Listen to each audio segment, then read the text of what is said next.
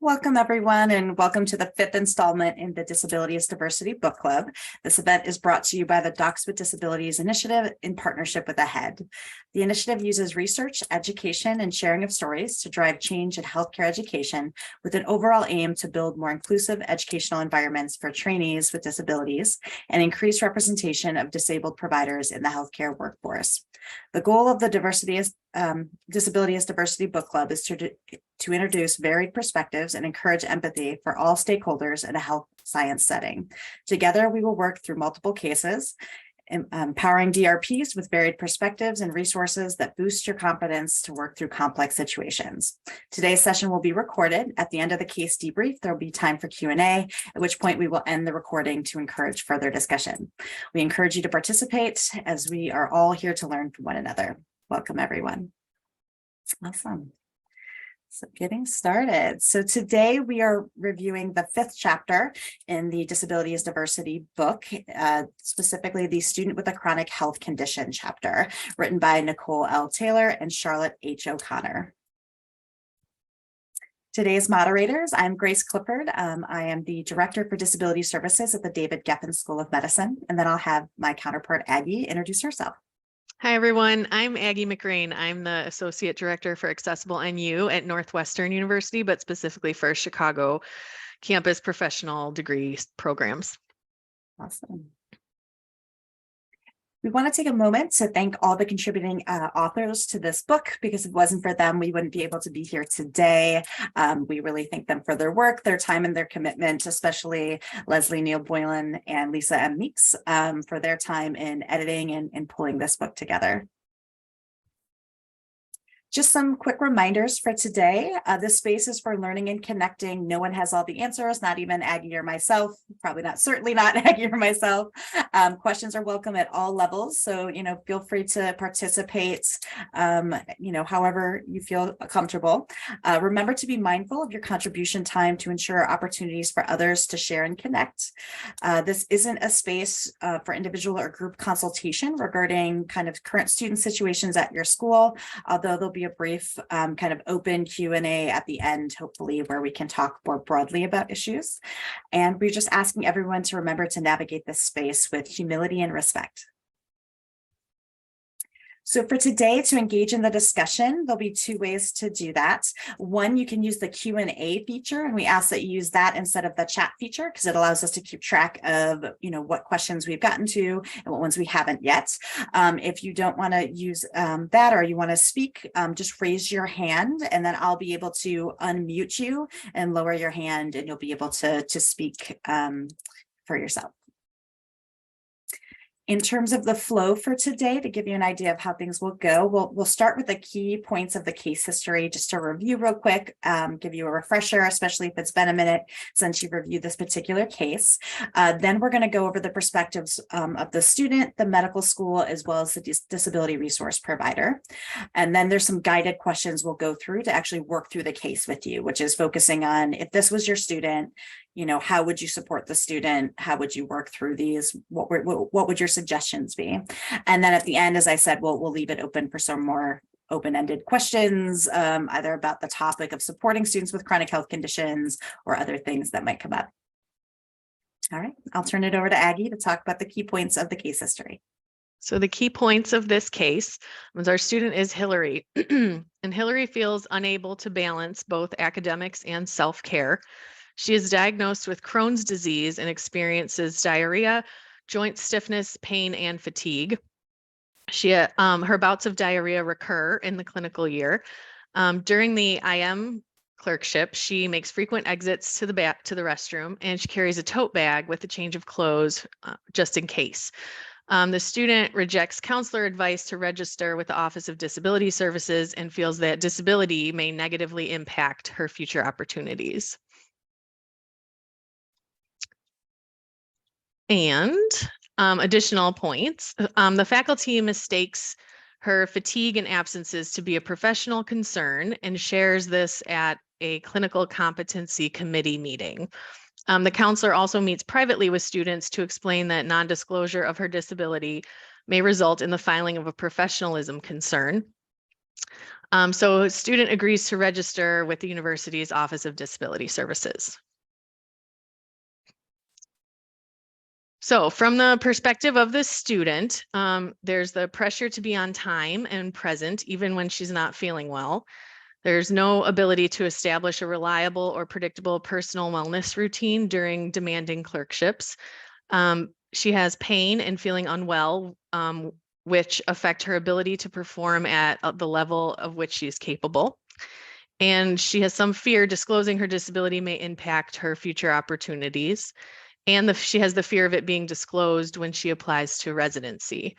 Additionally, there's the fear of being treated differently or the impression that she's receiving favoritism and some embarrassment due to the nature of her disease. Thanks, Abby. Okay. So now from the perspective of the medical school, first is the concern regarding carrying a tote bag around in the clinical setting, which seems to be an odd habit. It's raised as a professionalism concern, as well as the arriving late and not being fully present or ready when she's there, or appearing disengaged or disinterested. And it seems like she's unwilling to ask for help or to share, what her needs are. So from the perspective of the disability resources provider, the Office of Disability Services is unable to help students who don't register. False perception among students that disability information is not private, and then unfamiliarity with the clinical space. And so with that, then what types of accommodations are feasible or even reasonable? And so to start the process, thinking about the case, the student concerns, the program concerns, as well as the DRP struggles, what are the initial impressions and concerns in this case? If this was your student, what would you immediately do to support the student and encourage them, to feel comfortable connecting? And how and where might you access additional information that might lead to enhanced access or give you more of an idea of what might be possible in this space? So this is the time we're going to go ahead and open it up to our participants. So feel free to use the Q&A or to raise your hand, and I will keep an eye out for you.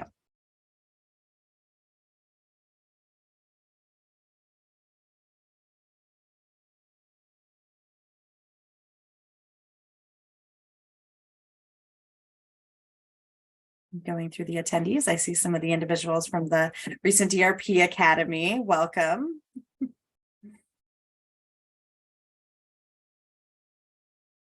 Initial thoughts, and again, feel free to use Q&A or you can raise your hand.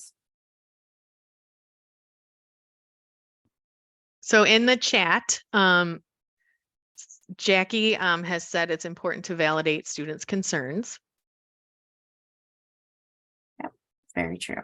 Oh, and I see Ann Lewis. All right, Ann, you should be able to talk. Okay, thanks.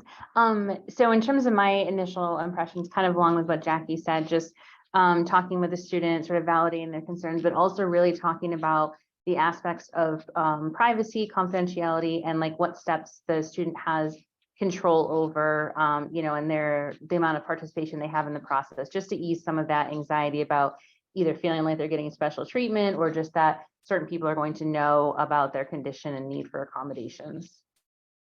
Absolutely. Thank you.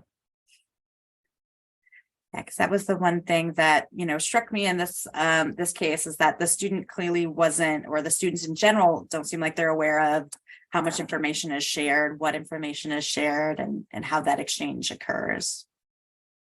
What are some of the initial impressions or concerns or things that, from thinking about how the disability is presenting and impacting the students, what did you kind of glean from that, or what are your initial impressions?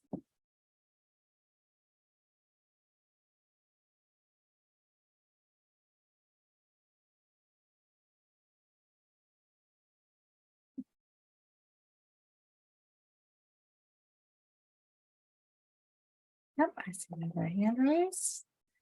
Oh, Sarah, you should be able to talk now. Great. Yeah, this is sort of related, but also just coming from seeing students with Crohn's, kind of, it feels like there's almost two layers to the disability. So one is like the specific needs related to the medical condition. So for example, like needing to use the restroom frequently. But then I've noticed with some students that have kind of irritable bowel syndrome, that kind of thing, there's also that second layer of anxiety around, you know, the awareness of their condition and how it's perceived by others. And I think it's challenging because you sort of have to consider both in the accommodations. But I know I've struggled with kind of getting some individuals on board with that second part of like, is the anxiety then worth accommodating, or some individuals believing that it's more just a feeling of embarrassment and that's not a disability. And so I think I like that this case is the Crohn's, because I think these kinds of conditions have so many layers to them. Yeah, agreed. And I think it's difficult because a lot of individuals with chronic illnesses do end up having that comorbid diagnosis, you know, with the anxiety, plus it becomes somewhat of a self-feeding cycle, right? Where the more anxious they are, the more likely they are to have a flare. And I know in one of the points for this particular case too, there's a form of arthritis that is commonly comorbid with gastrointestinal IBS related conditions. So, you know, it ends up being this very layered situation for the student.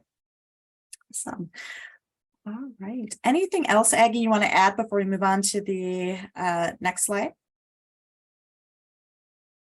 Okay. So first question. So what are the known disability related barriers or functional limitations?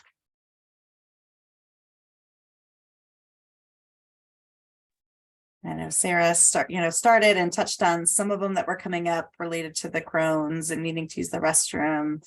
But what were the other things too that we remember from reading the case or from the case review?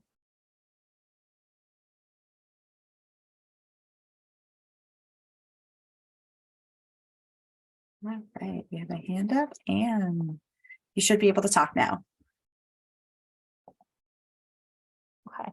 And there was, I don't remember if they specifically used the word fatigue, but it seems like there are times when like attention and focus and things can be impacted, you know, depending on how she's feeling that day. And they're seeing that, like the preceptors or whomever the faculty are seeing that as well. Yeah, and a lot of the students describe it as like a form of like cognitive fogging or something like that. That during flares, it's very hard to be, you know, fully present and cognitively sharp in the way that they are, you know, when they're not having what some of my students refer to as a particularly bad disability day. It's an excellent point. Other known disability related barriers or functional limitations we're seeing with this case.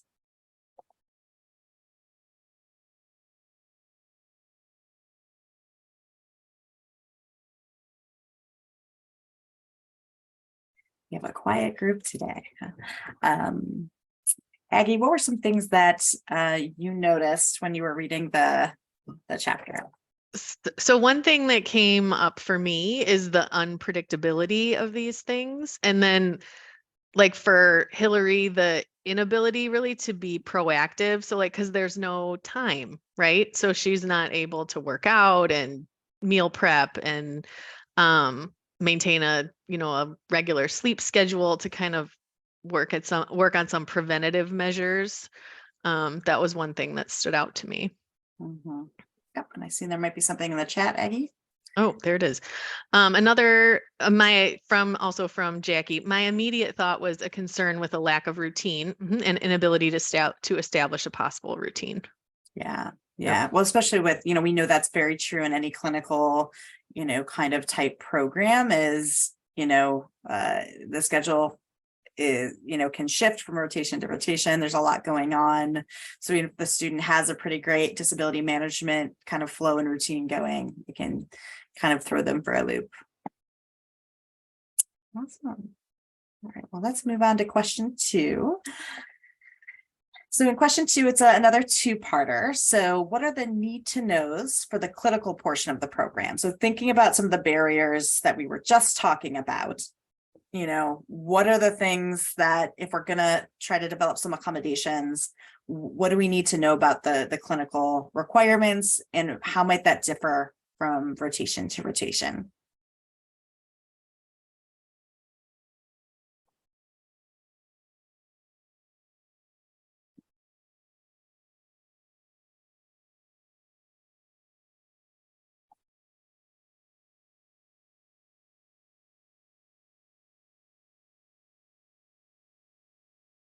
There, we got 2 hands up. We'll start. Anne, you can go first, and then I'll go to Sarah. Holler at me if I'm talking too much. You're good. For me, some of the things I would want to know kind of go back to the student's ability to establish a routine and things. So like, what how long are the hours, what time of during the day is the student expected to be there? If they do have to step away to address a health concern, is that a large concern? Like if the student has to leave to use the restroom, are we in a clinical rotation where that would be like really disruptive to a medical procedure or something like that? So just getting an idea of like what the day would look like for that student. Yeah, absolutely. All very, very real and accurate points. All right, Sarah, you should have the ability to talk now and add to that. Yes, and I'm glad mine's a little bit different than Anne's, so I'm not repeating. I think I always think about like, how does the school outline educational objectives and what are the essential functions? And I think knowing that would be really helpful to know where are accommodations possible and where are areas that, because of how essential functions are written by the school, accommodations might not be effective. And then I think going even one step further there is, when that's the case, maybe going sort of next level to say, should those be evaluated? Is that a fair essential function, or are we being too kind of stringent in how we write those? Mm-hmm. The classic line, "This is the way we've always done it." Yes, exactly. Yeah, so I think that's an excellent point, and thank you both for adding to that. And please, if other individuals have things they want to share, feel free to use the chat, the Q&A, or raise your hand. I think Sarah's point and Anne's points are great points. One example is, schedule consistency. If we know creating a routine is important to the student's ability to manage their disability, to reduce the likelihood of flares, having some regularity in that schedule could be key. And one of the things that might come up are, overnight rotations are a big one, right? Or on call, and is that something every student has to go through, or is that just something that, many students will go through, and somehow it seems unfair, to a faculty member, if we just remove that possibility. So being able to have those conversations about, is this something everybody does? Why do we have this requirements? Where does it tie back to our technical standards, our accreditation requirements, things like that? Perfect.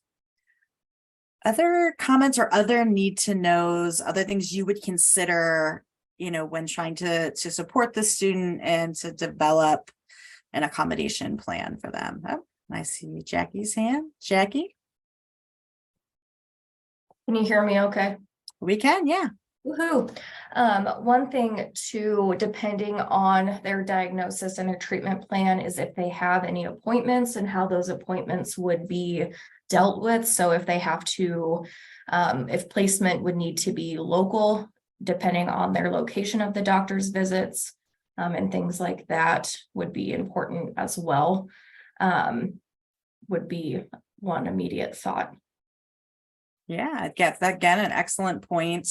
And kind of is, it's a two-parter. So there's the potential need to protect time off for medical appointments. So again, they can manage their condition in a proactive manner, but also understanding that there might be limitations or things that will exacerbate the disability, in terms of distance to clinical sites, or the ability to get to their provider and then get back to clinic, or just leave clinic a little bit earlier, things like that. Those are all excellent points. Awesome. All right, we'll move on to question 3. So what are some potential reasonable accommodations that could assist this student in the second part? And how would they reduce or remove a disability barrier while meeting the requirements of the program or the rotation?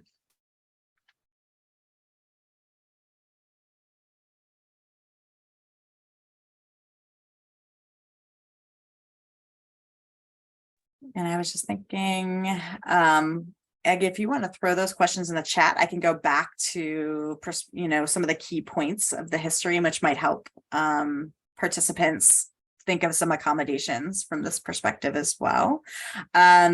So, we talked about potentially looking at the distance to placements, time off for appointments, things that would allow the student to have some control and some routine or develop a routine, especially as we know working out and meal prep was huge for this student. So I'm going to go back to the key points. So we talked about, the difficulty with the balancing academics and self-care, the, need to use the restroom frequently, things like that. And then I think we have a couple in the chat. I'll grab those. Oh, it was you. Sorry. Sorry, Aggie. No I got worries. excited. So, in relation to when the student's on the clinic too, and some of the other pieces here, and the need to say, bring a tote bag with a change of clothes just in case. What are some things we're thinking about that could support this student? All right, and I see a comment from Sarah. It says access to a designated spot at each clinical site to store belongings and avoid the tote situation. So that's excellent. And there's actually some language in some accreditation, I think it's LCME, that all medical students are supposed to have a secure place to store their belongings at each site. And they're actually supposed to have places where they can, study if there's a break, but this is ongoing kind of concern, right? Because what we always hear is different sites have different availability of space, different ease of getting to spaces, but the reality is the student should have a space anyways, and it could in a case like this allow the student not to have the the tote with them, but somewhere nearby. And I see Jackie has her hand up. You should be able to talk now, Jackie. I would request if there is an ability for early access to visit the site so the student can map out where are the restrooms in the event that the student does need to use the restroom, and where are those places like Sarah indicated to keep those belongings and things like that, and just have that pre-meeting with the clerkship director. So then they can just start that clerkship right on the right foot. Yeah, I love that. I think it's a great idea. And I think for a lot of students, for a lot of different types of disabilities, that can be really helpful. It also can be helpful, even to map out where the restrooms are. And for some of my students, they're like, I really prefer, kind of single bathrooms. So quite often they end up using the gender inclusive bathrooms because kind of the nature of their condition and how long they're in there, and sometimes smell like they would rather be by themselves rather than in kind of a multiple stall situation. So mapping that out ahead of time is a great idea. Sarah also suggested in the chat, not being required to engage in overnight call to protect the sleep schedule or maintain a good sleep schedule, and which Sarah writes is usually more of a rite of passage than a necessary learning opportunity. It is. Yeah. And quite often we talk about, what are we trying to expose the student to in overnight rotations? Is it, the types of calls you tend to get at odd times of day? And is that something that you could do if you work a 9 to 9, a 10 to 10? I've even had students do 12 to 12 shifts. Is it something they could see on a weekend or on a holiday, something like that? So such an excellent point. Let me see. Let me go to the next slide for this. This is more about the faculty side of it. I mean, something else we haven't totally addressed yet is her joint stiffness. And so if there's exam considerations or documentation or, like some accommodation that's available, you know, to kind of work around the joint stiffness. Like, does it take her longer to do things? And that's kind of information we don't have, but may want. Yeah. So thinking about students that you've had, because especially if we think about arthritis or back pain or just physical, fatigue and things like that, thoughts on accommodations that might support her, or areas of clinical rotations where more support might be needed for joint pain. And if we remember, I think for her it was elbow, knee, was it back and arm or something like that? Mm-hmm. Yeah. Any thoughts how you would support a student with arthritis, and it could be any rotation. In this case, it's a medical student.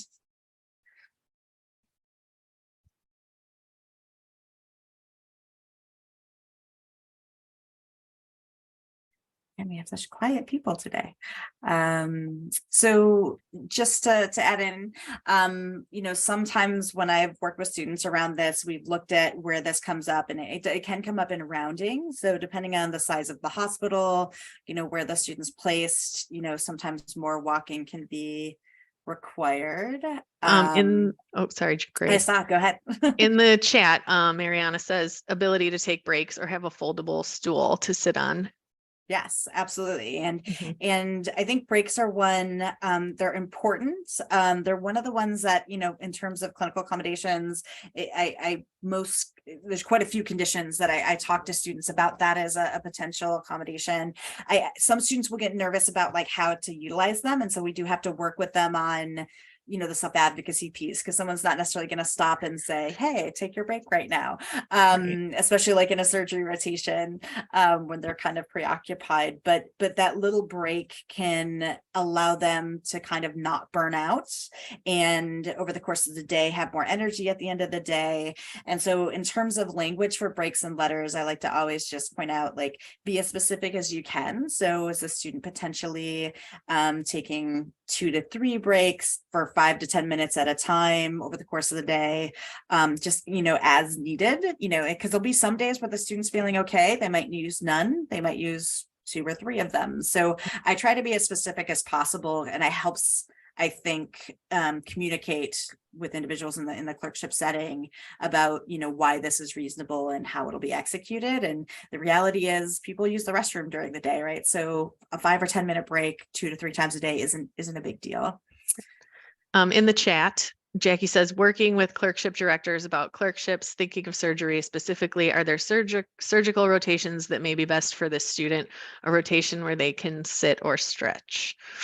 Another thing to consider, if possible, is it possible for student to dictate notes or documentation?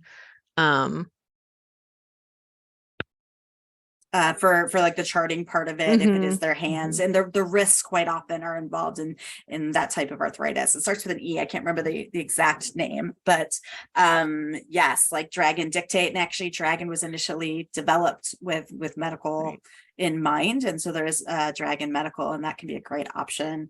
To respond to Jackie's comment too, I think it's a really important comment, because especially if you're looking at health science programs that have a surgery rotation, certain sites might have more predictable settings. So I know one of the things that quite often comes up is like a VA setting. Everything is scheduled at the VA. It has to be. Quite often there's already the ability to sit down.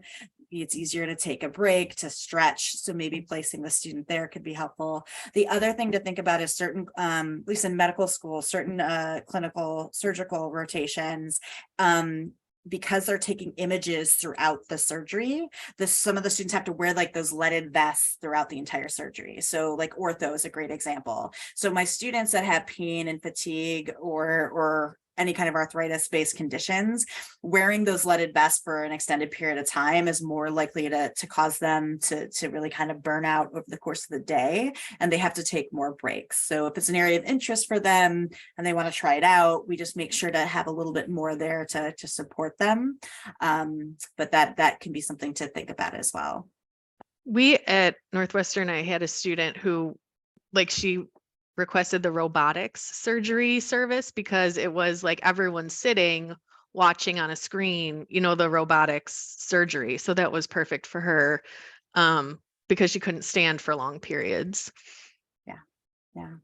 Yeah, and with rounding, whether it's for the arthritis or just kind of wear and tear or the fatigue, there's a couple different ways it can be handled. I mean, normalizing using the elevator, so it's not like everybody else is taking the stairs and then the student comes up, because depending on how long that elevator takes, sometimes they can be quite slow depending on how big the building is. It could be odd. And so one of the things I worked out with the clerkship director was, quite often they start from the top anyways and work their way down. It just wasn't consistent. They just made that a policy that, to make it easier. So everyone rode up in the elevator together. And then for the student, going downstairs wasn't the issue. It was going up. I'm the same way. So I understand that. So that way they could take the stairs down level by level, and it was less wear and tear on the student. Great. All right, let's go on to question 4. So what are some of the barriers that impacted the student feeling comfortable disclosing? And how would you build rapport and address the student's concerns regarding disability disclosures and requesting and utilizing accommodations? Because one thing I really kind of felt throughout this case was that the student was really apprehensive. They'd have been a star student, a star athlete, and now they had something that kind of turn their world upside down. And not only were they worried about the idea of disability, but they were also worried about, this idea of accommodations and what it meant for them. And I know we started that conversation early on, but interested to hear how you would build rapport with a student like this.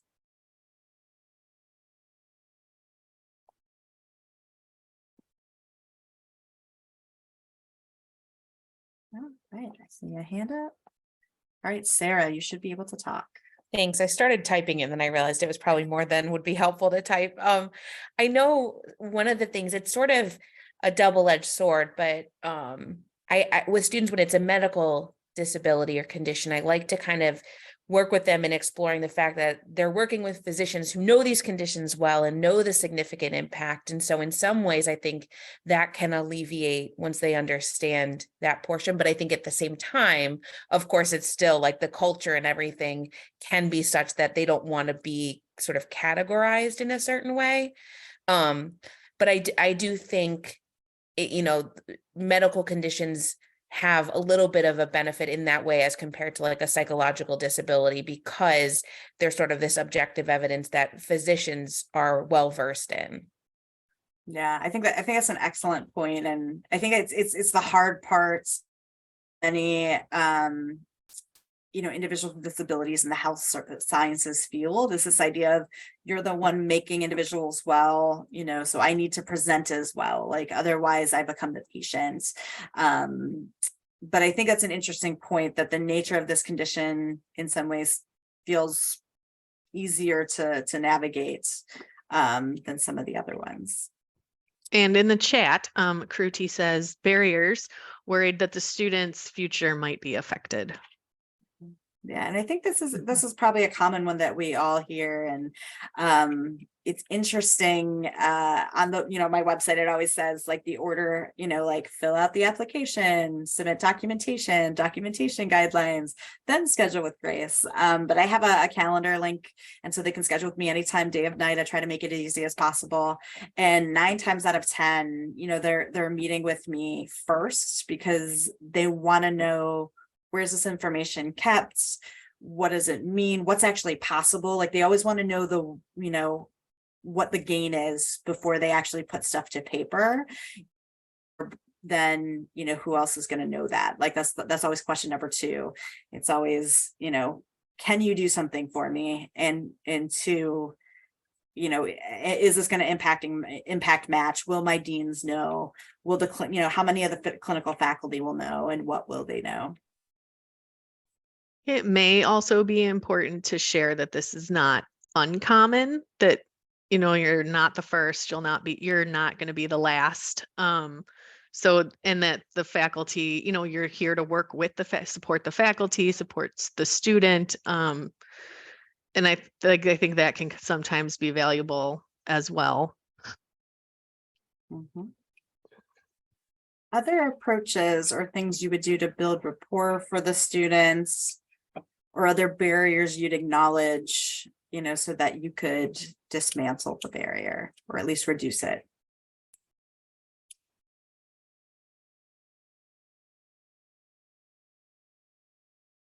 All right, I see a hand. Jackie, go ahead. I think it's important to bring up the barriers from the medical school of the professionalism concerns, to address those with the student and with the medical school, that the arriving late is not a professionalism concern, but rather a disability related need, and making sure that the student wasn't being penalized for that. And making sure then that the student isn't in trouble later on, and then not having any faculty retaliate or anything against her, or her being scared of that as well. Mhm. I'm going to refrain from commenting on it because it's actually related to one of the next questions. That's an excellent point, Jackie.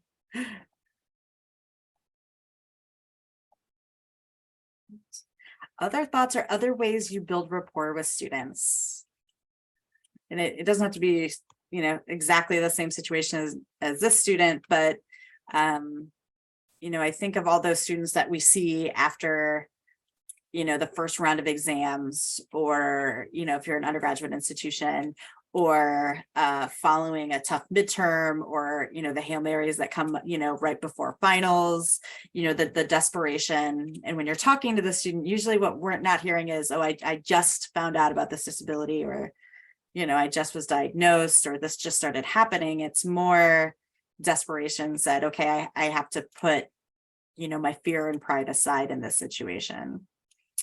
I see Sarah said something. Yes, Sarah Yeah. says, finding what it is that is inhibiting their disclosure and explore what underscores that. And usually we can explore and demystify. Love it. I love demystify. Like that's that's very fitting. And I think that's important. And are there ways too, thinking about that, you encourage students to meet with you? Like, how do you become more visible, at your schools? How are you reaching as many students? Like, are there things you're doing to kind of encourage students to meet with you, and to, even demystify the first part of the process, or to make them feel more comfortable coming to you? Okay, see another comment. Kruti says, if there are resource groups or support groups, for example, Docs with Disabilities podcast, that could help the student avoid feeling isolated in the journey. That is a great Yes. segue, because I have that link right here, and I will pop it up in the chat. Thank you. I forgot There to you mention, go. as we have various links, Aggie will pop those in the chat for you as well, in case you need those. But yes, this is an excellent point. I think the more they can see, like we touched on before, they're not the first, they're not the last. Whether it's the Docs with Disabilities podcast, which I did check with Dr. Meeks before this to see if there was one specifically for someone with Crohn's, but there wasn't. But even think about it at your institution or at past institutions. So I know when I started working in the field, POTS, or postural orthostatic tachycardia syndrome, wasn't as common. And so when the first time I met with a student, was like, oh yeah, I know what that is.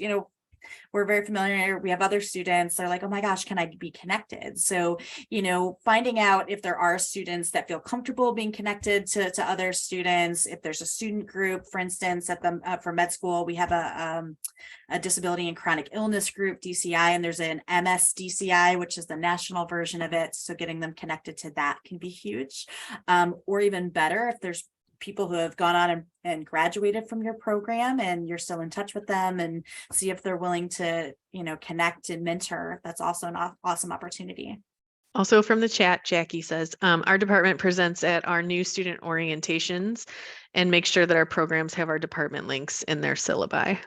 Love it. Yeah. Like the more place that is integrated on the site, the better. And that's a big part of even like the admissions process. So making sure you're integrated throughout the technical standards or on the page, because it communicates to the students, There's other students with disabilities. There's someone that I can go to that's a private resource, as well as, it's okay to have a disability and be here. We're encouraging you to disclose and use resources. Love it. Awesome. We will go to question 5. How can we ensure that student behavior due to disability is better understood? And part 2, how can we ensure clinical faculty are able to make informed referrals to DRPs? I know Jackie touched on this a little bit, the importance of reaching out to faculty. And I think the hard thing is, in this student's case is if the student knows there's a barrier and a need, if we think about, not retroactive accommodations, if they know there's a need but doesn't follow up with the correct office or have accommodations, it can be a professionalism concern, regardless of the root cause. If there's not an accommodation in place, the ability to create that buffer protection for the student, or put an accommodation in place that would remove some of those issues, is impacted. But I think conversely, look what this question is asking, instead of seeing it just as a professionalism concern, how can we help faculty understand, and think about it from what you're doing to help faculty understand when they see a sign, is this professionalism? Is this a disability issue? Is it both?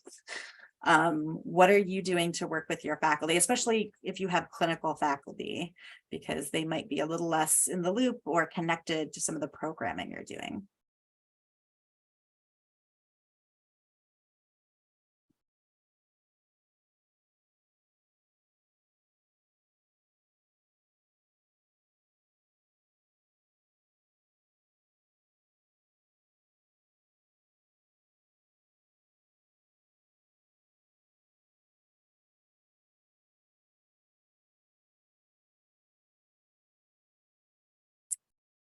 Aggie, has there been anything that you do in these situations? Thinking. One thing, like we've offered to have our faculty at the med school join like the coalition. And so like when we hosted the symposium in Evanston a couple of years ago, like we invited them and many came for, a day or two or a few sessions, which I think was helpful. And here's that coalition link. Yeah, so that's a great point. And if you're not familiar with the Coalition for Disability Access and Health Science Education, Aggie and I are both on the board. You're welcome to email either of us. We're happy to get you connected. We're always looking for people to sit on subcommittees, be more involved.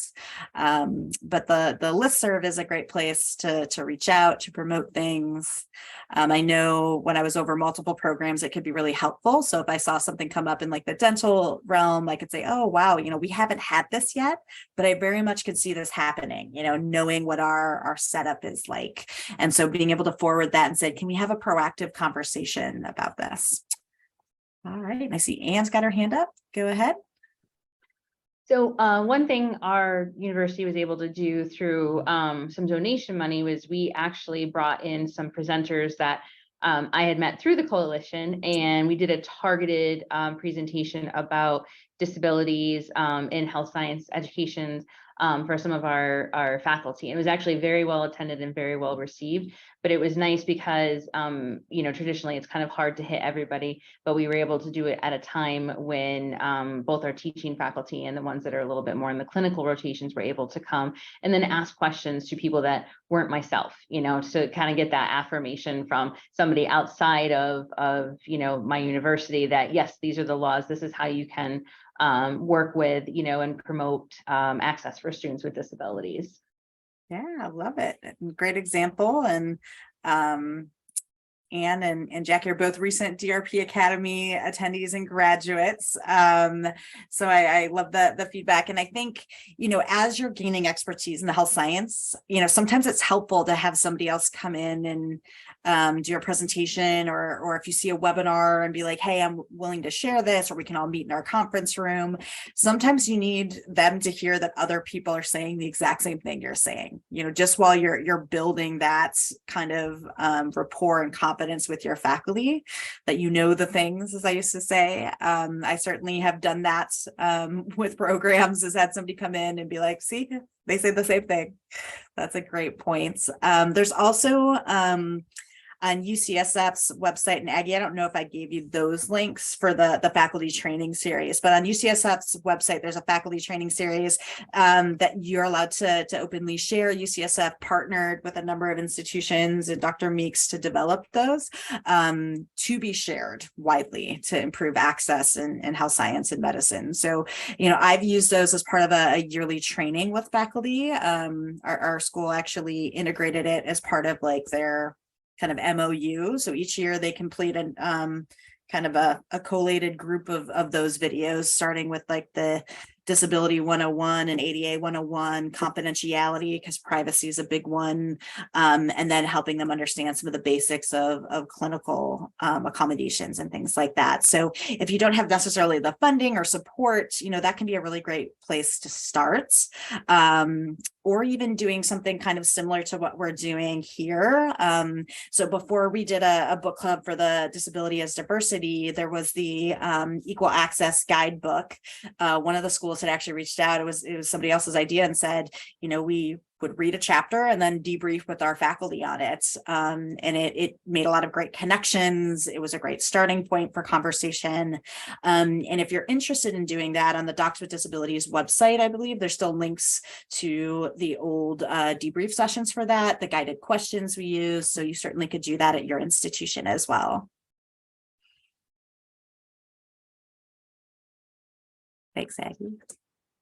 Other ways that you can work with faculty and programs to help them better understand signs of disability, that might be kind of, in essence, a student needing support or needing help.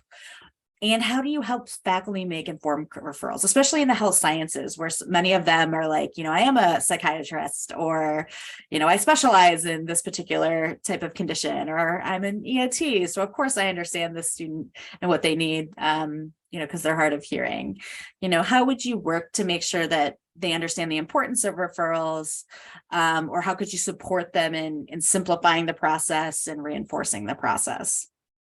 Or what do you do?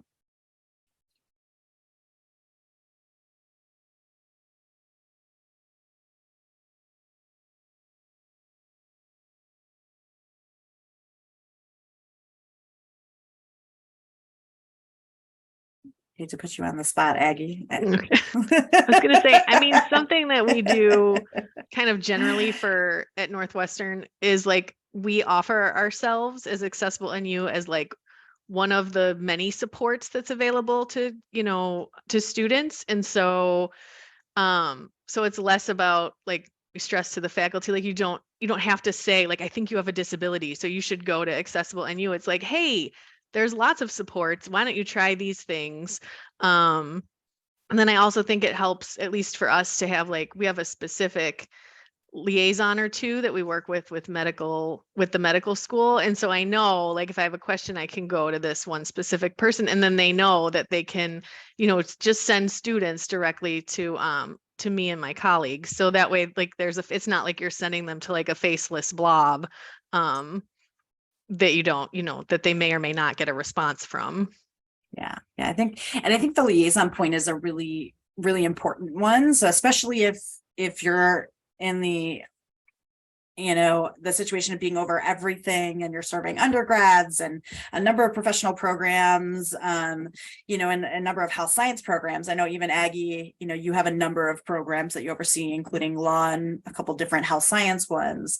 Having that liaison relationship so that that person can be kind of your eyes and ears in the department, knowing and educating the other faculty about where to go, reminding them the importance of, making it referrals and not handling things in-house, having that internal advocate is huge. And even if, you're like, for me, I just do the medical school, having individuals within individual clerkships that are like, this could be something else. Why don't we connect them to Grace and have her kind of review? All right, I see Anne, you have your hand up. Go ahead. Yeah, and one of the other conversations I've had with some of our faculty, like Grace, I want to go back to what you said about like I'm a psychiatrist. I know everything about this particular, diagnosis and things. I've had similar conversations with some of our faculty, and I really try to like impress upon them that, that the institution has a legal obligation to the student, that like somebody from disability services is part of the conversation, about accommodations, like because sometimes that's the only way in, is to say, well, legally there's a process and this is how it needs to be followed, and making sure they know that like I'm the person they can just reach out to me directly if they're not sure, if they have questions. I always make sure that they know they can, like Aggie said, I'm not just like a faceless thing. They can come right to me if they're not sure what to do, but really trying to impress upon them that like it's about protecting both the university, but also the student. If you don't have somebody from disability services involved with determining accommodations for clinicals or academics, even if you know a lot about like depression because you're a psychiatrist, that doesn't always mean you know a lot about disability law. And that's kind of where my role is. So I try to talk about it in that, like, we're a team, but together that's how we make sure everybody is protected and the student gets what they need in terms of like disability access.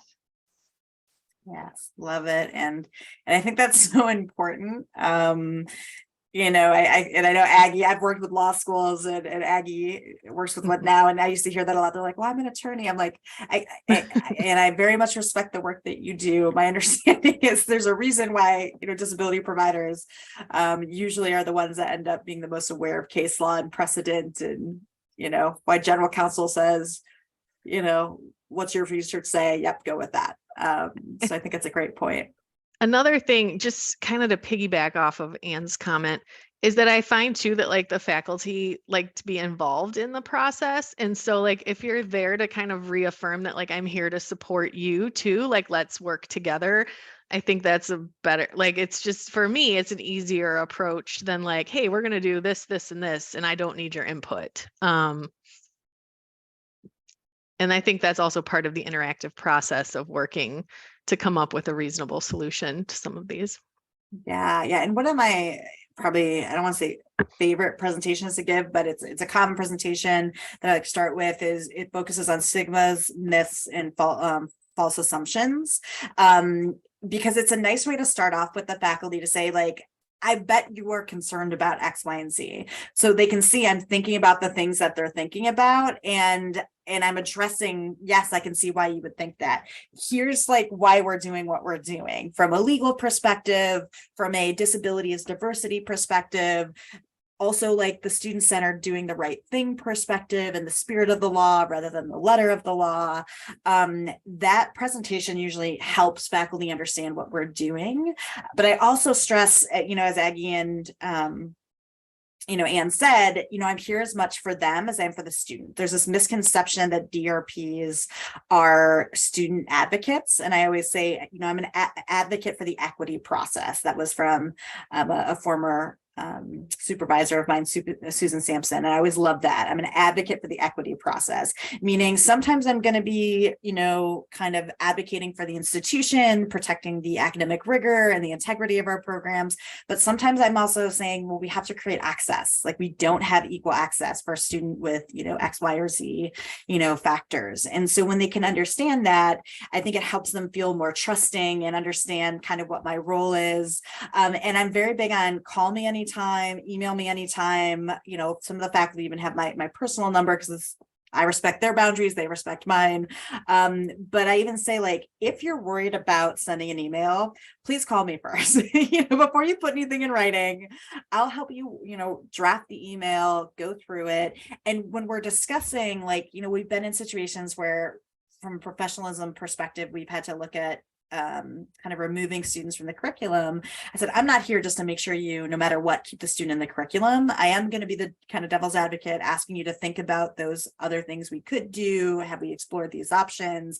Because when OCR comes knocking, like, if a complaint is made, it's me that has to say, these are the decisions we made. This is how we made the decisions. We were very thoughtful in it. And so it's my job to make sure we don't miss any steps, that we dot the I's, we cross the T's.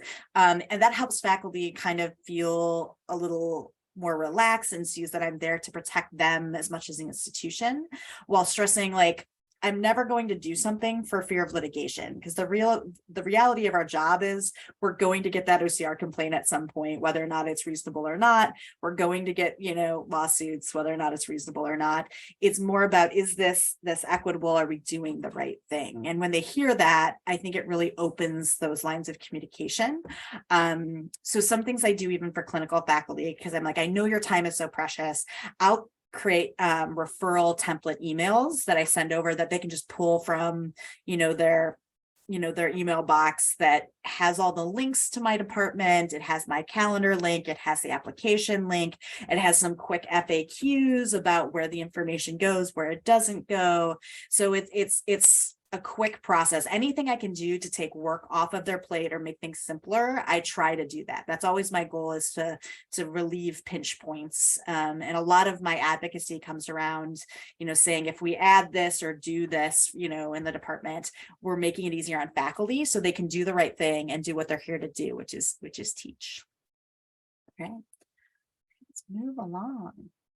So this is our last question for today before we turn it over to some ending housekeeping and then turn it over for larger Q&A. But we want you to think about your institution and think about, are there specific barriers to inclusion in the clerkship or clinical portions of programs for students that do have chronic health conditions like IBS or Crohn's or other gastrointestinal concerns? And how have you navigated that? Have you addressed policy, or have you identified policy or process that makes things more challenging for this population?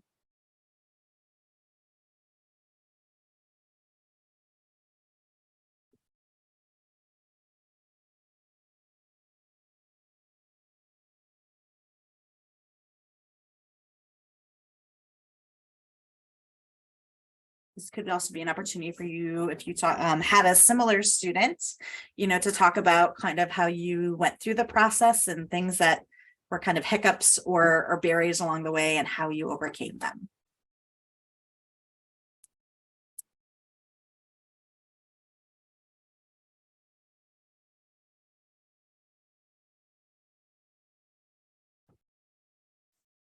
Well, Grace, one thing that you helped me with was I had a student who with a lot of different accommodations throughout the workday. So there was like breaks and a longer break at X time and things like that, and needing to stand instead of sit. And so the student was having a difficulty with like relaying those same things to different attendings, different faculty, based on the week.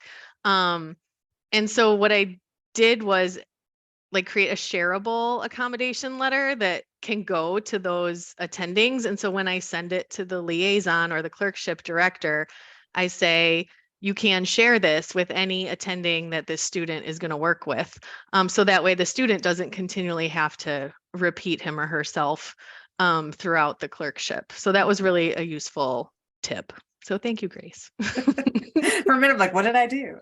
No, but I think I'm glad that you brought that up. And I think having shareable versions of letters are important. And I think the piece about once the clerkship's on notice, make a disability person or the clerkship that the appropriate individuals that need to know are notified. Like I was in a situation where they're like, well, it changes every day, so just email, like the student should email these 10 to 15 people. And I'm like, well, it's not reasonable, and I'm not fully sure all of those individuals are need to know. So I said, sometimes it's a logistics concern, and I hear you.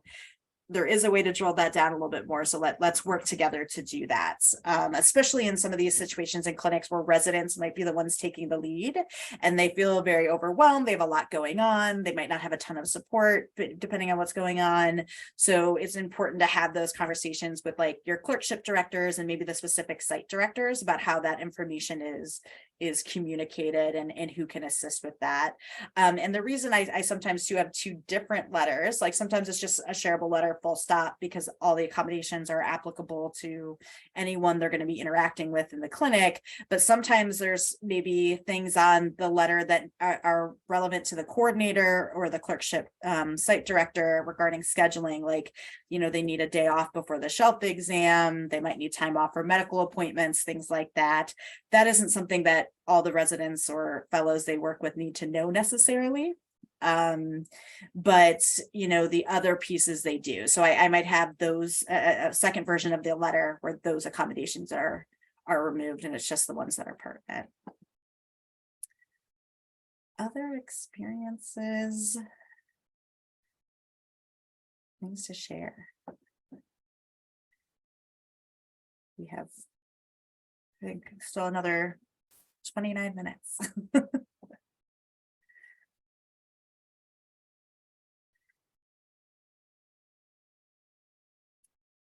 Well, I can share from my perspective. If anybody wants to interrupt me, please feel free. I think a lot of it is just figuring out all the different sites and what's available, and then looking at the language related to attendance for each site, because so some, like, quite often it's up to the clerkship chair and the their site directors to determine those, so there's not consistency from rotation to rotation.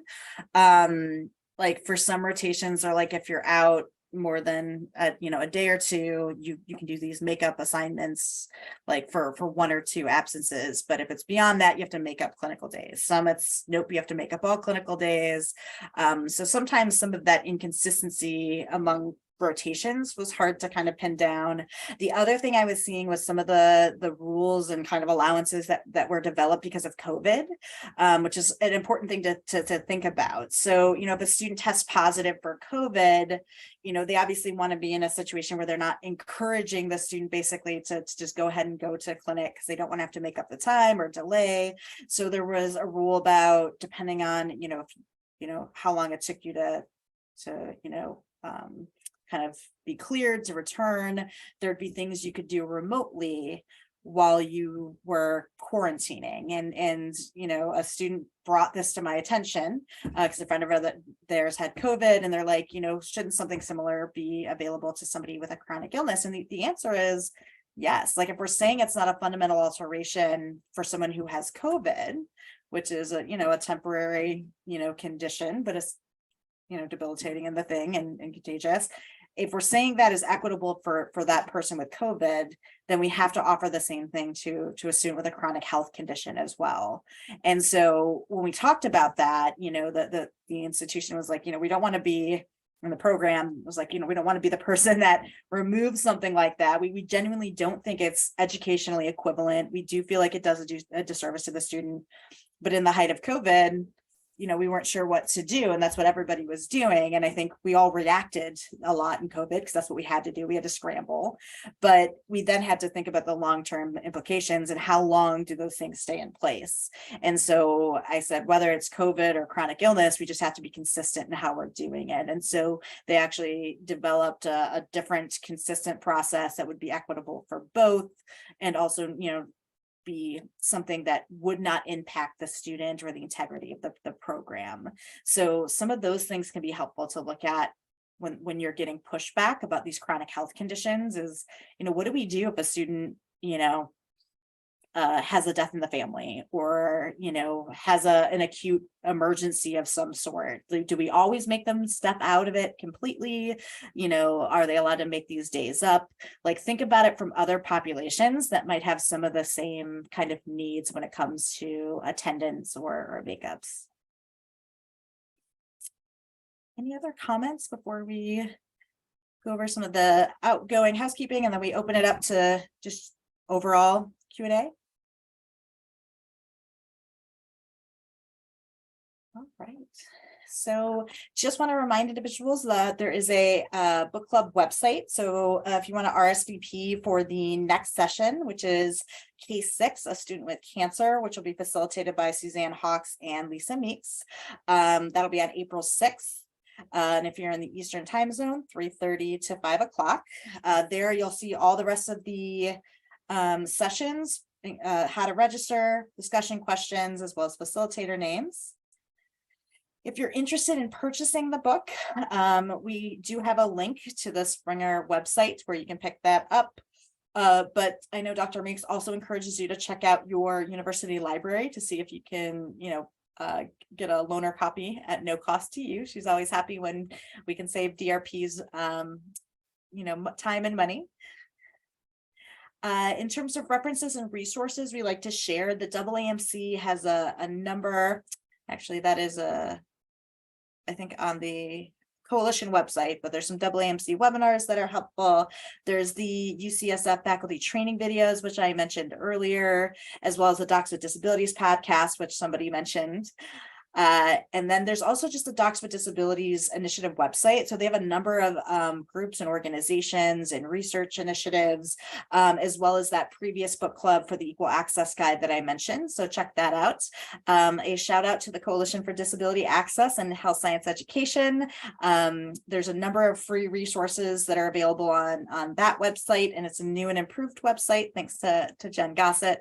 And again, if you're interested in getting more involved in the coalition, please feel free to reach out to Aggie or myself. We'd be happy to let you know what we're up to, and always looking for someone to share the fun on the subcommittees.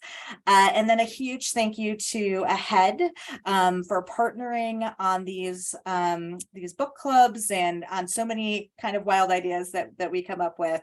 We certainly could not do it without AHEAD and the likes of Richard and our wonderful captioner today. So thank you to them. So at this point, we'll open it up for questions, and it could be about anything.